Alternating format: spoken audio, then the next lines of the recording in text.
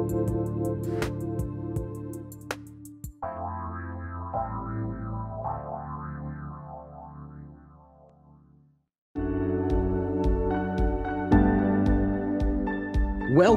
to the Empower Me Show with Pam Bright. This show is all about honoring you as a spiritual being, having a human experience. You are here for a reason, and it's no mistake that you are here on earth right now. Spirit has guided you to this very moment in time, so you could hear the messages Pam is about to share with you. She is a multidimensional healer, light language channel, transformation coach, wife and mother, committed to helping you discover the tools and practices to empower you to live the best life you can. You get to choose the spirit path you take. You can connect to the spiritual guidance already all around you. Get ready to live a fully empowered life. This is the Empower Me Show. Welcome back, everyone. My name is Pam Bright, and I'm your hostess for this episode. This is my spirit partner for life, David Buck, and you have tuned in to the Empower Me Show with Pam Bright. We are so glad you're here, and we are blessed to have our spirit partner, friend, and loved one, Walter Moller, here as well. He'll be tuning in with us shortly. But first, we want to tell you a little bit about who he is. And we're going to do a little bit of grounding as well for us so that we can really get centered into our hearts, into this time and space. So we've known Walter actually for decades. And when we met him, we learned his first spirit name of Healing Hands. He's also taken on another spirit name, White Raven.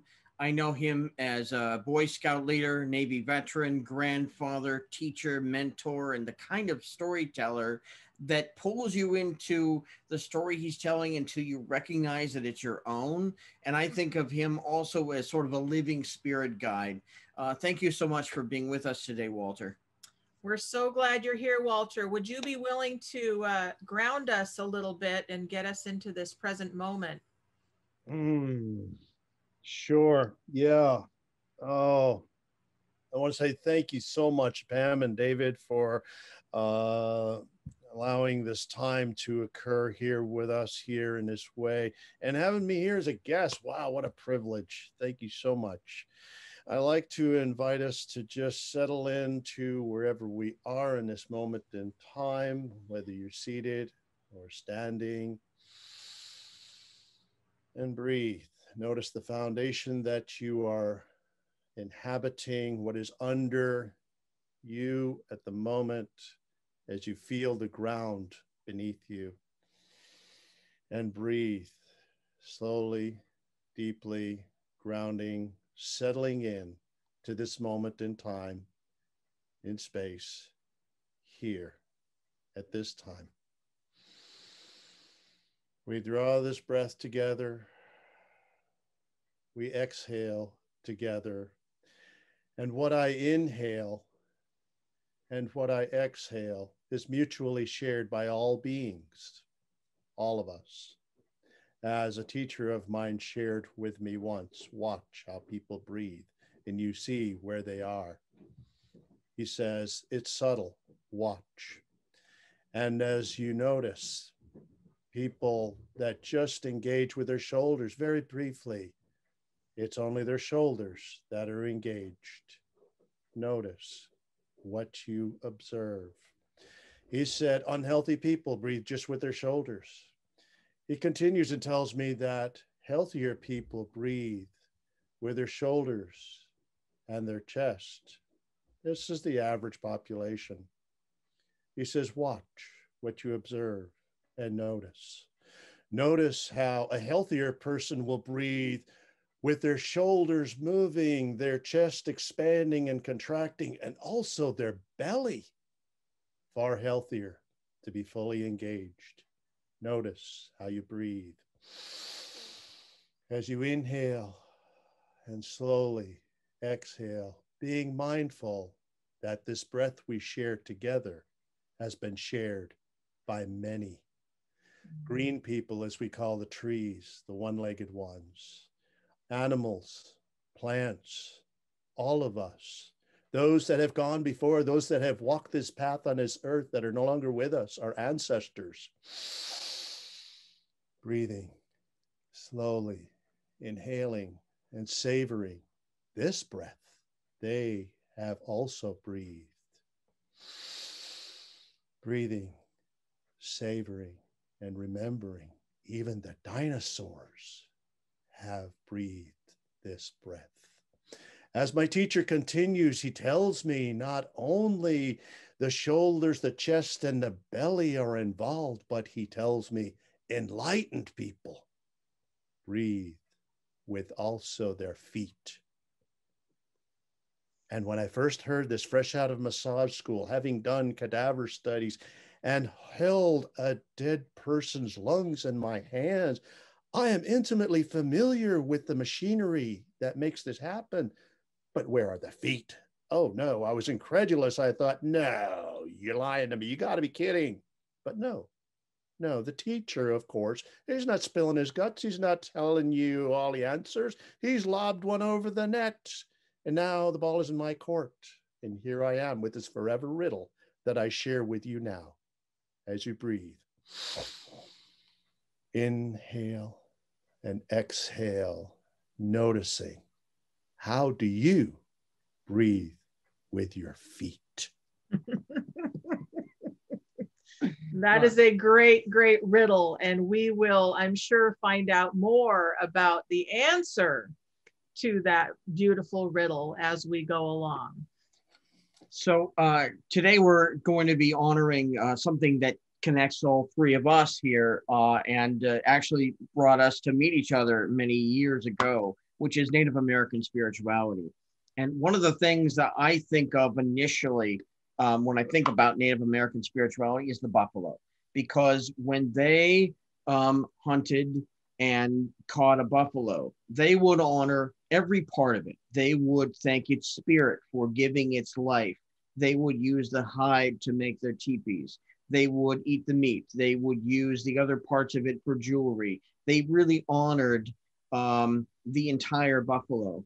And I think that's wonderful because a big part of Native American spirituality for me is honoring everything that there is, honoring all of Mother Earth. And Walter, do you have another great example of Native American spirituality? Sure, absolutely. You know, when we speak of the buffalo, these are plains people that are, you know, in company with the animals there at that moment in time. And, you know, yeah, thank you for reminding us that, you know, as we inhabit this planet, it's good to be mindful of what's all around us and not to be so wasteful. As one of the tenets of Native American spirituality is about reciprocity. Mm-hmm. It's about give back. It's about relationships. How are we in relations? There is a Lakota phrase, perhaps you have heard, Matakawe Oyasin, which translates into all my relations. Mm-hmm. And so using a beautiful example that you brought up of the buffalo, we can look around us maybe and see what is it that's like the buffalo here? What is our footprint like as we engage with this earth that we inhabit now at this moment, at this little space of time that I'm inhabiting? What am I giving back as I am taking? What is it that I am sharing? You know, much like we started, the inhale and the exhale. There is a something there.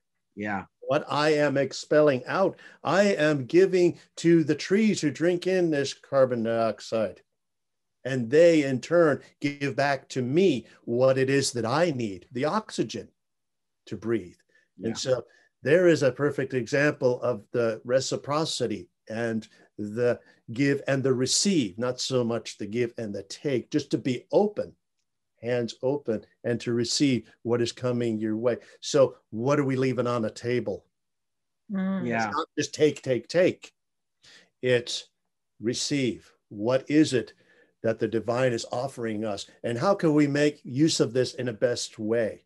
That's great. That's beautiful, Walter. Thank you. That is a wonderful segue into, we are going to take a break. And when we come back, we are going to delve a little bit deeper into Native American spirituality. And we're going to look at the medicine wheel as a way of life. We'll be right back.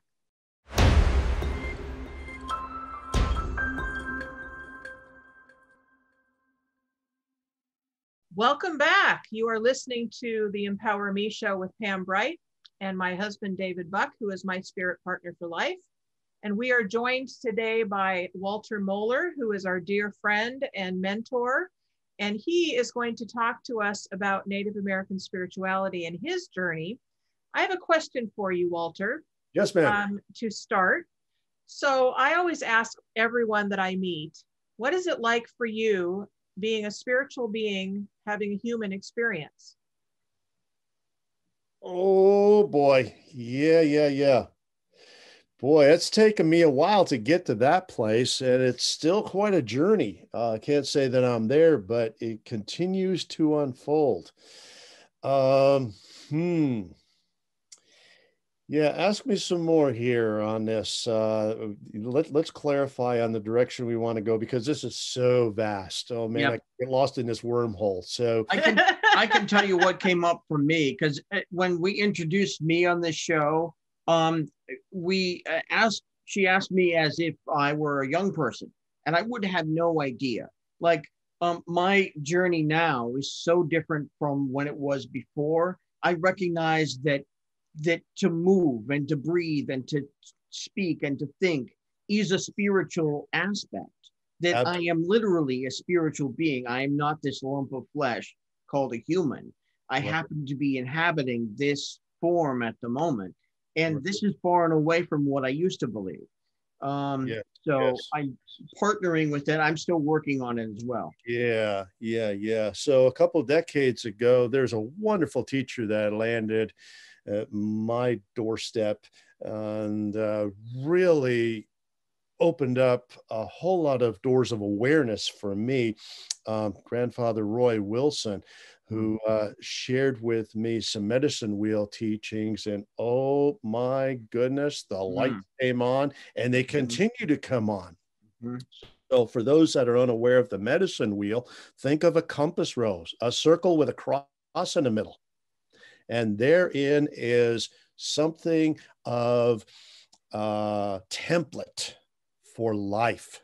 This is a physical example of a circle of stones, one stone in the middle of that circle and a cross with the intersection right at that stone.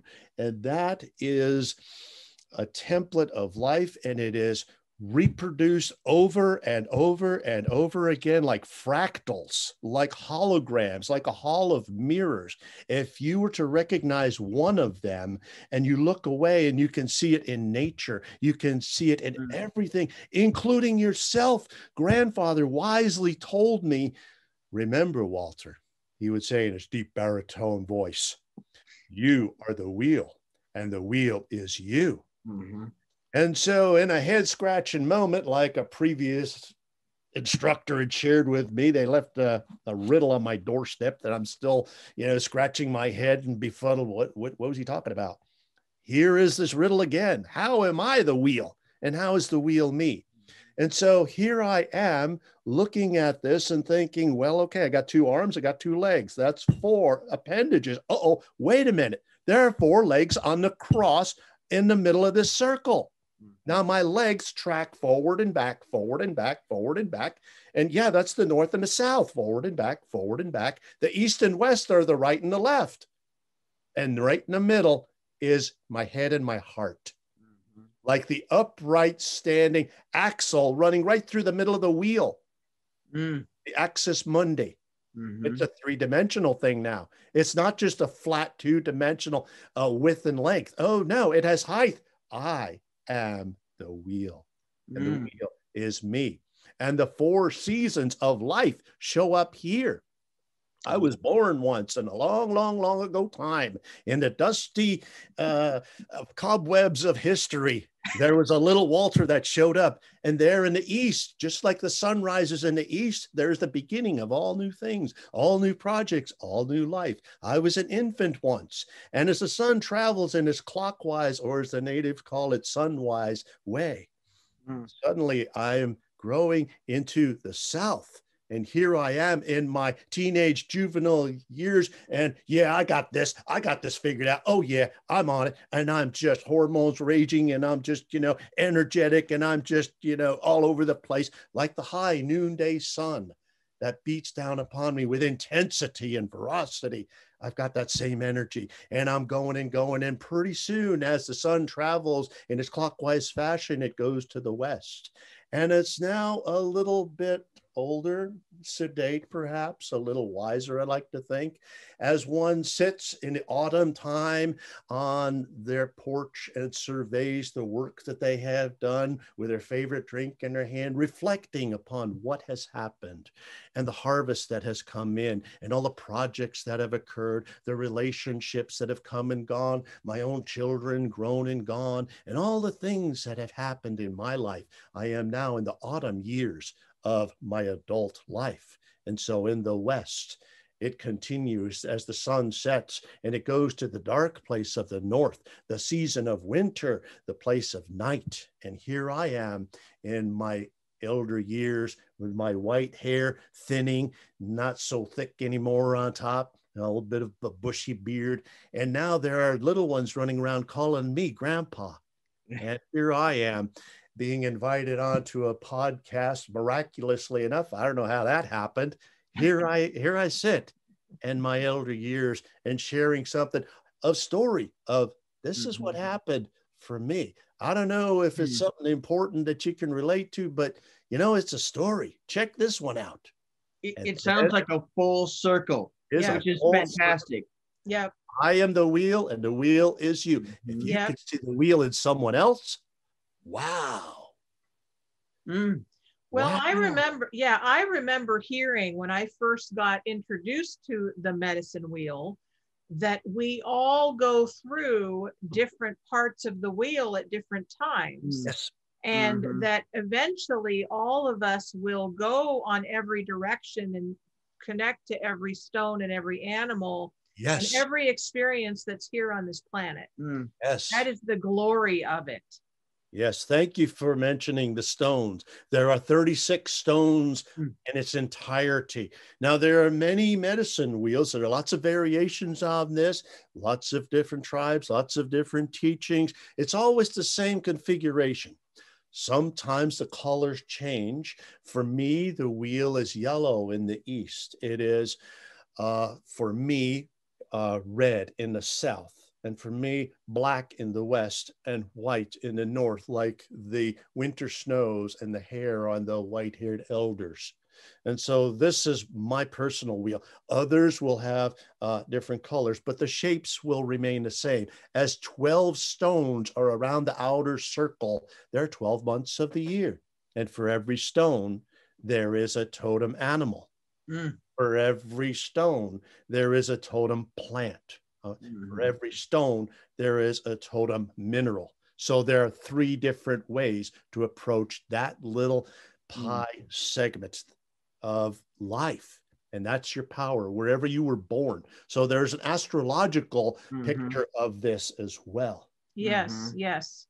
So for those of you who want to know more about this teaching that you're getting today, we have resources for you. So you can just go to the empowermeshow@gmail.com and we'll get you that information if it's something that interests you.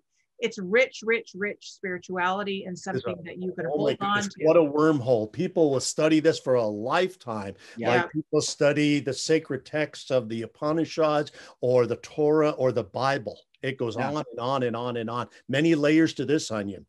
Yeah. But in the very middle of the circle, there is a single stone, the hub of the wheel. It represents the divine. It represents the sacred. There are many names, many words for this. The great mystery, It can be the source. It can be God. It can be fill in the blank. For those folks that are atheists, guess what? There's a place for you there too. It's what you believe in. What is it you believe in? Is it science? What is it? That lives in the middle. That is it. Okay. The great question mark. What is it? That is in the middle. And all of the legs, the spokes of that wheel go into the middle. And they also come from the middle. So from someplace, seeds come. From someplace, birth happens. From someplace, miracles occur. I mean, unanswered questions. Science doesn't know all the answers. We're still learning. We're on a constant learning. It's almost like you're saying it's all connected somehow. All connected. It's all holistic. Thank you, David. Yes, it's all connected. As we all are. There is no separation.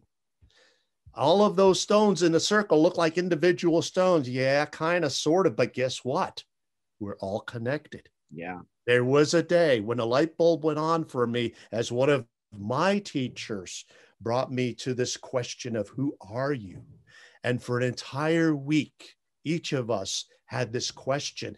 For all day long, from sunrise to sundown, we were faced with one another, toe to toe, knee to knee, as we sat to one another, and the one asked the other, tell me, who are you? And the one hearing this would sit back, breathe a moment, take a brief second and reflect upon that question and answer. I am, whatever that is, adjective, descriptor, whatever that is, very superficial, whatever that is, the response is thank you. And then you move to the next person and drilling down deeper and deeper. And pretty soon the superficial, like the tip of the iceberg melted away. And I've used all those words and I've used all those descriptors. I've used all those names. And it's like, I'm frustrated now. I'm about to pull out the hair, whatever I have left, because I have no more answers. And finally, it got very deep and very poetic. Yeah. And the final answer for me was that I am that grain of sand on the beach of humanity. And by extension, I am the beach. Oh, that's beautiful. That's a wonderful way to segue into our next break. We're going to take a break in a minute. When we come back, we'll be talking about how to make all of these beliefs and practices into something practical, and practical spirituality, as I like to call it. So we'll be back in just a couple minutes with more from Walter.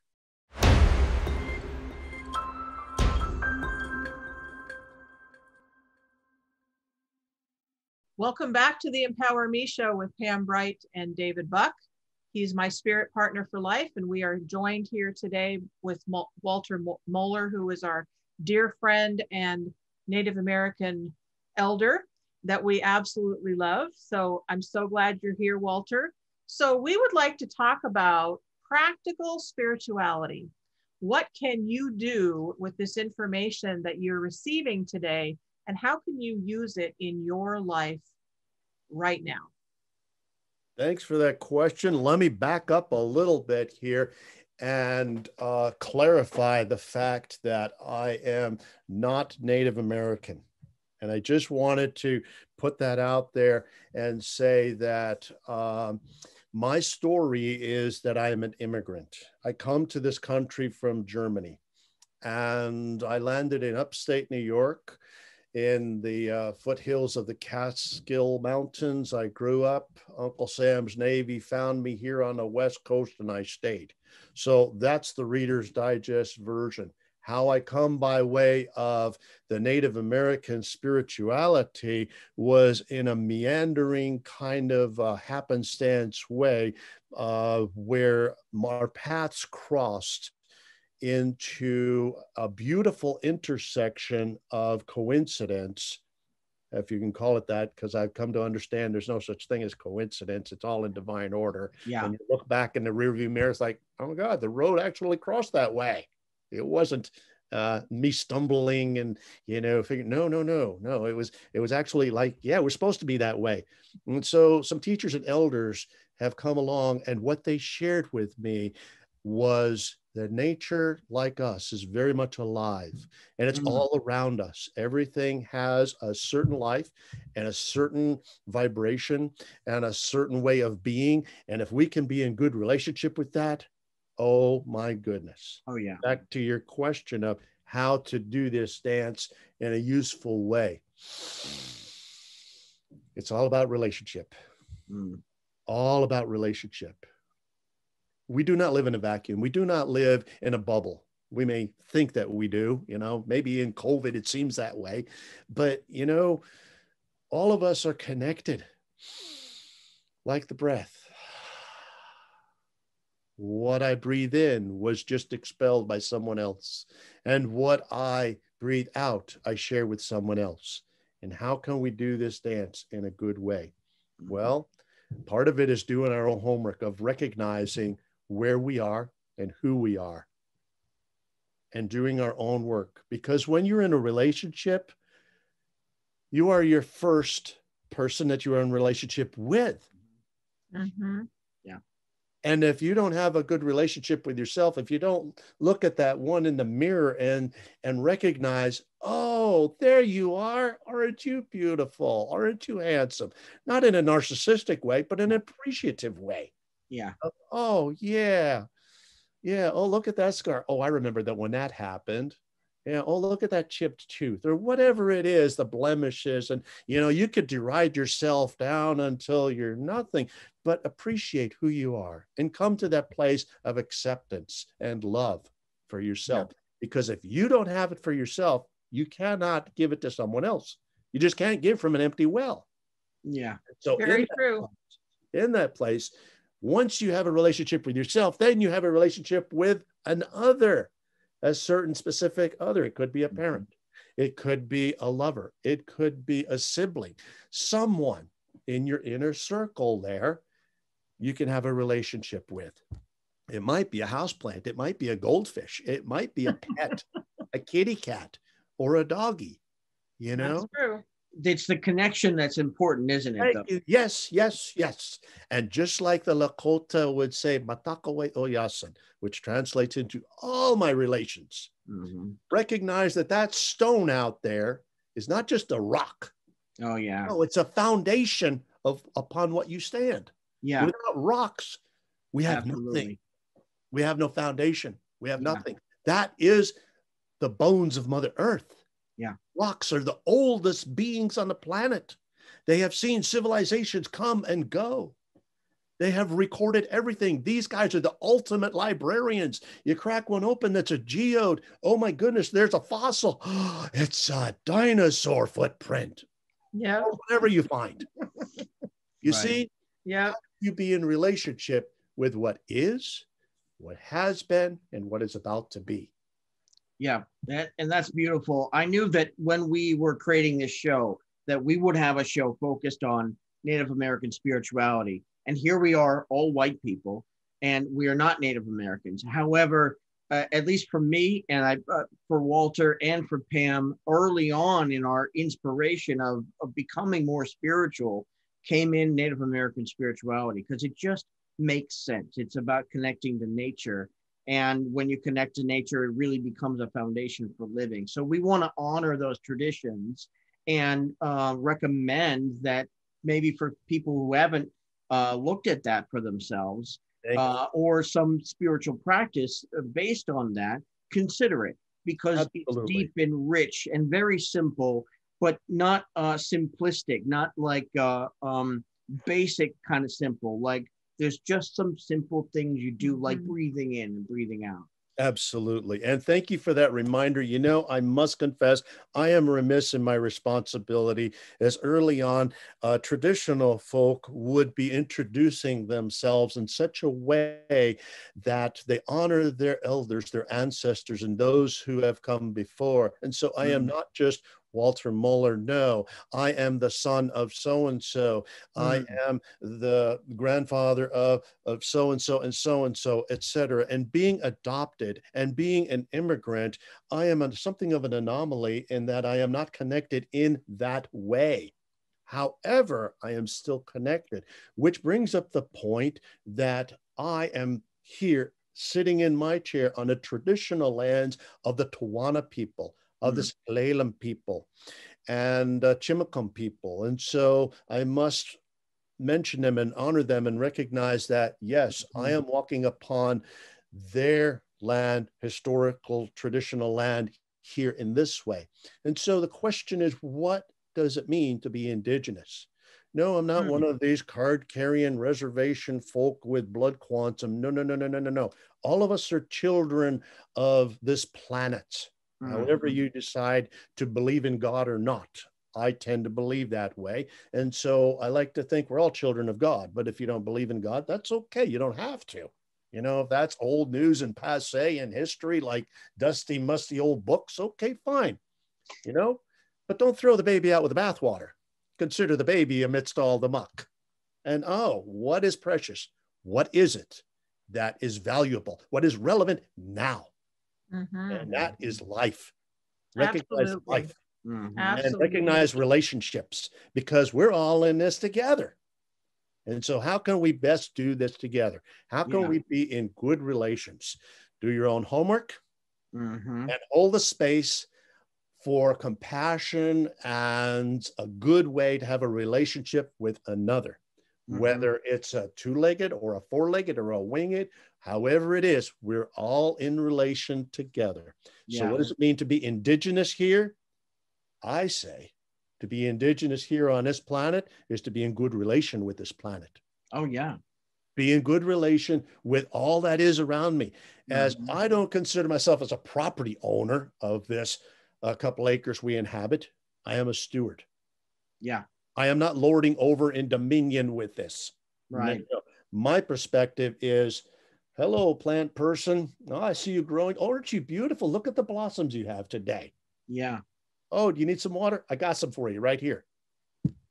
Yeah. Oh, to be in good relations, I have learned to look at what that person needs, what that person wants. And I say person in the very generic form. It could be, again, a plant. It could be a four-legged. It could be a something, whatever, not only a human. What do they need? What do they want? What do you need? What do you want? And finally, is it good for the community or does it hurt the community? Yeah. There are basic tenets of how to be in relations. How can we be in the relation with each other? How can we be in relations to the land? Is this making sense? Absolutely. It does make sense. I'd like to take things one step further, because these things are not just things that each of us have studied. We've lived them and we've been engaged with them. I've personally been on a vision quest. In the second episode, I talked about my vision quest experience, and actually behind me is the staff that I had on my vision quest. I remember that. Oh, I'd forgotten. Oh my gosh, you dredged up some There's memory. an owl right behind me. It's sort of over my shoulder here as a representation of part of it. Yeah. Pam's been on a vision journey, and you have the great privilege and permission of the tribes that you associate with to lead people in similar situations, right? Yes, I'm working with a couple of folks here and elders that have blessed us to do rites of passage for young people. And so we are, in the old vernacular, putting people on a hill. And so it's not in the exact same way. Right. It's somewhat, when you're dealing with the young folk, sort of customize it to them. So how can they, these preteens and young teens, how can they navigate this well? Because in a long ago time, you know, medicine wheel teachings are ubiquitous amongst many of the tribes. And, you know, 4 is a significant number. So you're out there for 4 days, going around the whole wheel. Yeah. Every corner of that 4 legs, you know, it's like a different day. Yeah. And so 4 days, without food, 4 days without water, 4 days of fasting, and being alone with yourself, and what other animals are out there in that way. And, just having this inner conversation and dialogue with yourself and, your maker or whoever you're conversing with or listening to, and the dreams, what's going on at the nighttime, what is coming your way. So all of these experiences, that can be really intense for 4 days and 4 nights. And somebody had never done that before. They're a city person, they dwell in a concrete jungle, and they've never seen, any wildlife aside from television. Oh my goodness, talk about culture shock. They may not make it after the first time. Well, and I got to tell you that it's an experience that I've lived with for nearly 20 years, and it really informs a lot of who I am and how I go about the day. We're going to take a break here, but when we come back, we're going to ask Walter to tell us what he thinks is missing from the world right now and what connects us more than divides us. So some really great questions coming right up on the Empower Me Show. We'll be right back.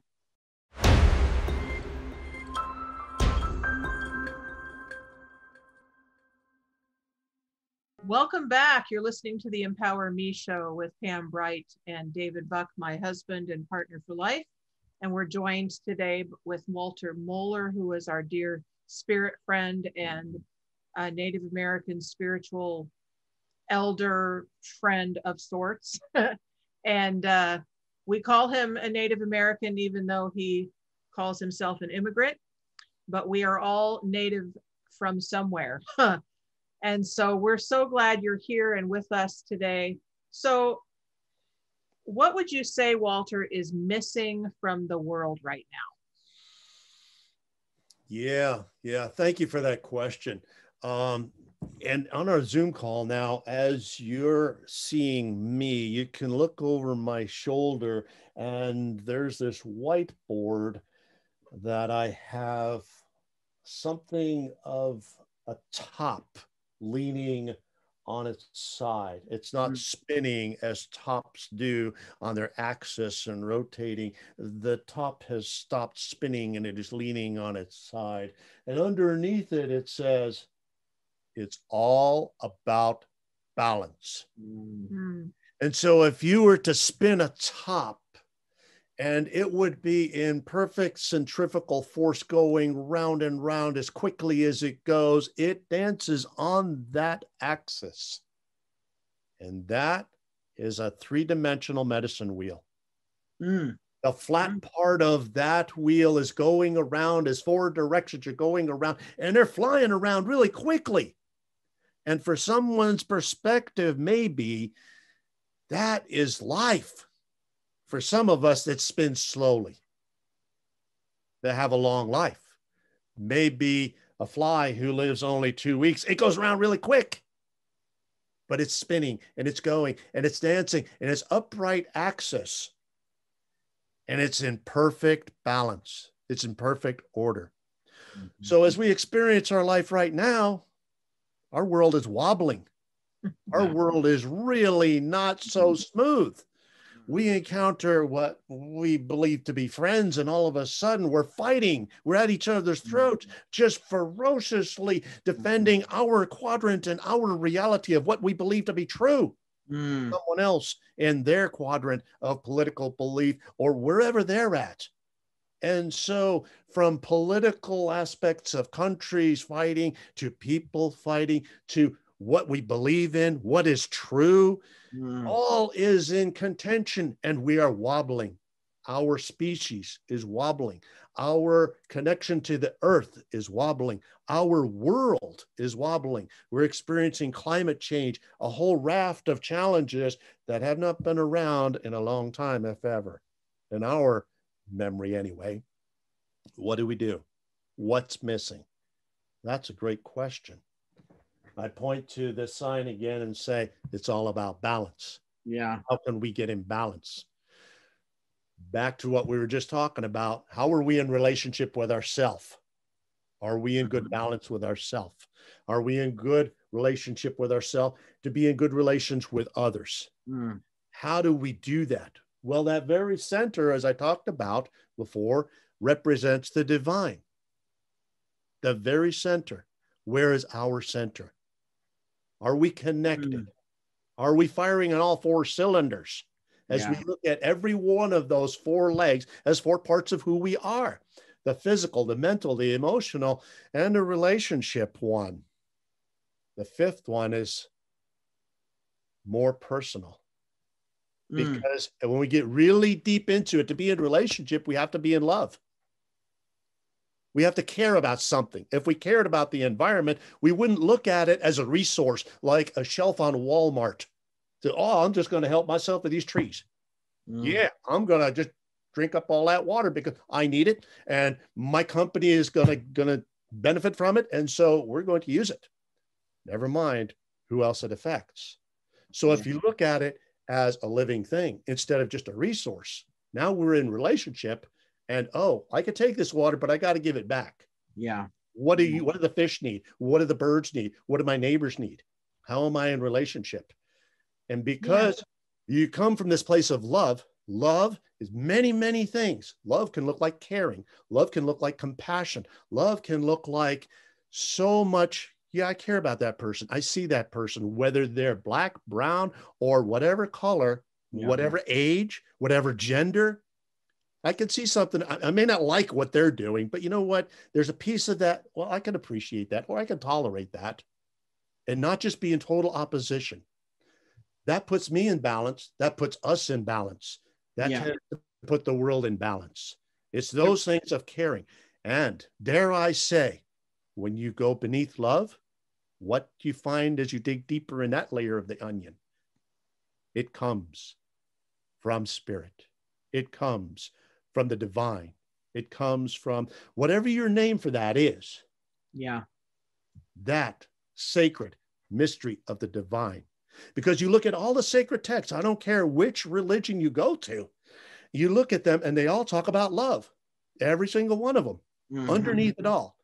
And many of them have been, shall I say, co-opted many times for political means, and they've gotten muddy and messy as we fight crusades and such for, because God's with us on our side. Well, yeah, that may be, but he's on the other side too, So here's another question for you. In 2021, as some of the world begins to reemerge from the pandemic, I think a really good question for the moment is, what connects us more than divides us? How can we come together as we emerge? Yeah. Boy, that's a great question, David. Thank you for asking. That's kind of a deep one. It's very personal for each of us here. How do we recognize that? What is it? As we put a toe in this water, this is different water. There's a story about someone going to the river and putting a hand or a toe in the water. It's never the same water. Because that river is constantly running along. Yes, it's water, but you know what? It's different water. Yeah. But yet it's the same water. Yep. And so as we reemerge, as you get back to the question here of how do we do this in the river of 2021? Yeah. As we come out of our cocoons and out of our shells and out of our masks and, hopefully re-engage, and we recognize one another and, oh, you look familiar. Oh my goodness, you've grown a beard. Oh, is that the same person? And oh, I don't know if I like you now. Oh, I don't know. So our time is just about to, our time is just about over, Walter. We are so grateful to have you here as part of our show with us. We've been talking about Native American spirituality. It's really rich, really deep, and yet so simple that you can start picking up some of the habits and practices just by studying them. You can find information all over the web about the medicine wheel if you want to go further with that. If you are interested in any questions, comments, or to reach any one of us here, you can email theempowermeshow@gmail.com. One thing in our continuing series of revealing the steps of our Empower Me game, step 3 is to create habits that really support your goals. And certainly as you make your way around the wheel and inhabit the place that you're in at that time with your goal and what needs to happen next with it, it can really still help you with those baby steps. So I will share also about this Empower Me game is that if you have any questions at all about what is this game and how do I play it and who else is playing it and all that stuff, go to the Empower Me game on Facebook, and you can actually ask to be invited in, and then we'll just let you in the door and you can start engaging with people about your own journey with empowerment. It's a public Facebook group. On the splash page for this episode, you'll find a YouTube music video playlist, a Pinterest pin board, all inspired by Native American spirituality and connections with spirit partners. Next month, we're going to talk even more about partnership. And next week, we've got a special guest to help us honor Memorial Day. So we are so glad that you are here, Walter. I am absolutely thrilled to see you again. It's been way too long, and we can't wait until you can come back to our show again, and we look forward to that. Yeah. We also have another episode called Choosing Your Empowered Life that you might want to be on as well. Yeah. We can talk about that later, but for now, we are going to say goodbye to you, beautiful people that have tuned in. We absolutely love you, and we can't wait to connect again. My name is Pam Bright. This is David Buck, and Walter Moller is also here. We're going to say goodbye for now, and many, many blessings to you. It's been a joy and a pleasure. Thank you for listening to the Empower Me Show with Pam Bright on Transformation Talk Radio. Tune in every Monday at 3 p.m. to learn more about living a fully empowered life. Remember that your life is up to you, and you can choose the spiritual path you are on. There is spiritual energy and wisdom in everything and everyone around you. Listen carefully for what the universe is trying to tell you in every moment. You are already being guided along your journey. Call upon your spirit guides anytime you need help with anything. Know that you are safe in every moment, even if it seems that you are not. For more information about Pam Bright, visit brightbutterflyenterprises.com or email theempowermeshow@gmail.com. Thank you very much for listening. We hope to see you next week.